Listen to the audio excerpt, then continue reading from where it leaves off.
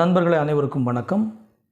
மல்யுத்த வீரர் பஜ்ரங் பூனியா அவர்கள் பிரதமரை சந்திக்க முடியாமல் பிரதமருக்கு ஒரு லெட்டர் எழுதி மேலும் தன்னுடைய பத்மஸ்ரீ விருதையுமே சேர்த்தி பிரதமர் இல்லத்தில் அவர் நடக்கக்கூடிய நடைபாதையில் வச்சுட்டு திரும்பி வந்துட்டார். என்ன காரணம், அவர் எவ்வளவு மன சங்கடப்பட்டு எந்தெந்த மாதிரி விஷயங்களை சொல்லியிருக்காரு என்பதை இந்த வீடியோவில் பார்க்கலாம். இது உங்களது த ஒயிட் நோட்டீஸ்.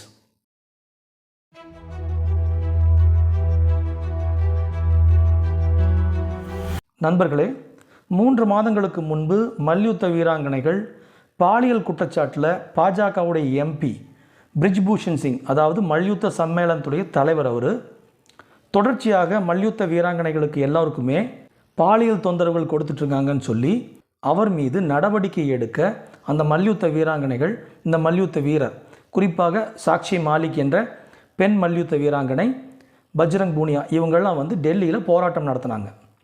அவர் மீது கிட்டத்தட்ட 40 புகார்கள் இருந்துச்சு. எஃப்ஐஆர் போடவே இல்லை. தொடர்ச்சியாக 40 நாள் போராடி அப்புறம் உச்சநீதிமன்றம் தலையிட்டு தான் எஃப்ஐஆர் போட்டாங்க டெல்லி போலீஸு. மேலும் அவர் தலையிட்டு என்ன பண்ணுறாரு, அந்த 40 கம்ப்ளைண்ட்டை 7 கம்ப்ளைண்ட்டாக குறைச்சிட்டாரு.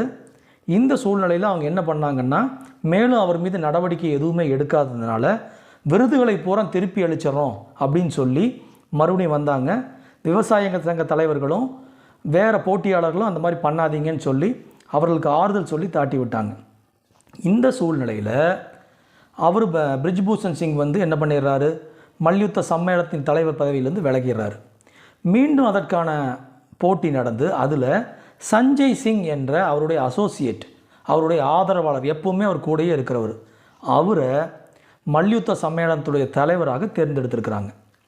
பிரிஜ்பூஷன் சிங் வெளிப்படையாகவே அறிவிச்சிருக்காரு, மல்யுத்த சம்மேளனம் என்னுடைய கட்டுப்பாட்டில் தான் இருக்குது, சஞ்சய் சிங் என்னுடைய ஆதரவாளர் தான், அது என்னுடைய கட்டுப்பாட்டில் இருக்கிறதா இதை காட்டுதுன்னு சொல்லி வெளிப்படையாகவே தெரிவித்ததாக பஜ்ரங் பூனியா அவர்கள் தெரிவிக்கிறார்.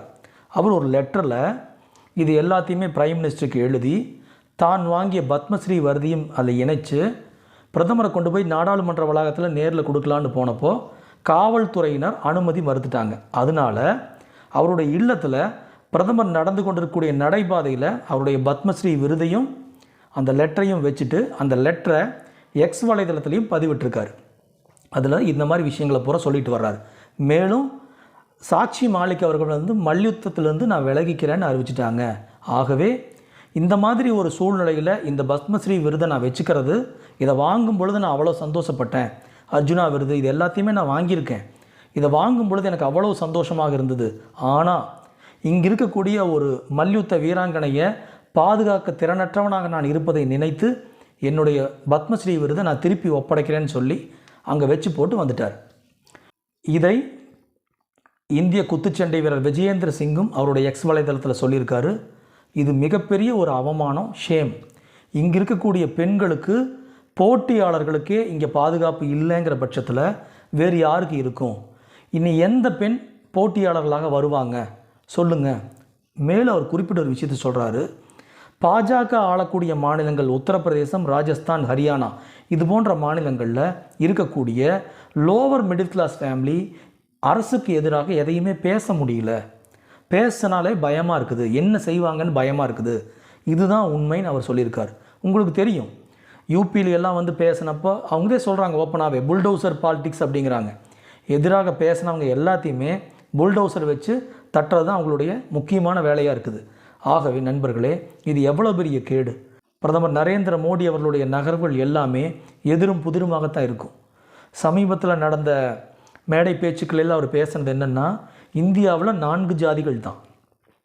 ஏன்னா ஜாதி வாரிய கோட்பாட்டை இந்தியா அலையன்ஸ் தூக்கிட்டு வந்ததுனால இவர் பயந்துட்டு டக்குன்னு அதுக்கு எதிராக பேசணும்னு சொல்லி இந்தியாவில் 4 ஜாதிகள் தான். ஒன்று பெண்கள், இன்னொன்று ஏழைகள், இன்னொன்று இளைஞர்கள், இன்னொன்று விவசாயிகள் அப்படின்னு சொன்னார்.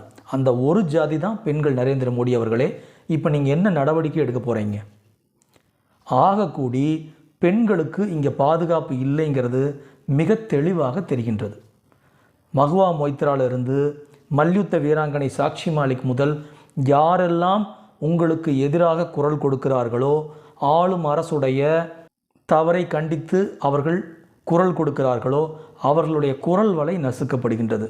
மிக தெளிவாக தெரிகின்றது. பஜ்ரங் பூனியா அவர்கள் நரேந்திர மோடிக்கு கடிதம் எழுதியிருக்காரு. நரேந்திர மோடி என்ன செய்வார், என்ன செஞ்சுருக்காரு பெண்களுக்காக, பெண்களுடைய பாதுகாப்புக்கு என்ன செஞ்சுருக்காரு? ஆஷிஃபா கொலையிலேருந்து எடுத்துக்கங்க, ஏதாவது ஒரு கண்டன குரல், ஏதாவது ஒரு பேச்சு பேசியிருக்காரா? மணிப்பூருக்கு எதிராக பேசினாரா? பேச மாட்டார். அவருக்கு நீங்கள் லெட்டர் எழுதி கொடுத்துட்டு எக்ஸ் வலைதளத்தில் போட்டிருக்கீங்க. அதன் மூலமாக நாடு இந்த விஷயத்தை அறிந்து கொள்ளும், உலகம் அறிந்து கொள்ளும். ஆனால் அதனால் எனக்கு தெரிஞ்சு எந்த புண்ணியம் இருக்காது. அவர்கிட்ட நீங்கள் எந்த ரியாக்ஷனையும் எதிர்பார்க்க முடியாது.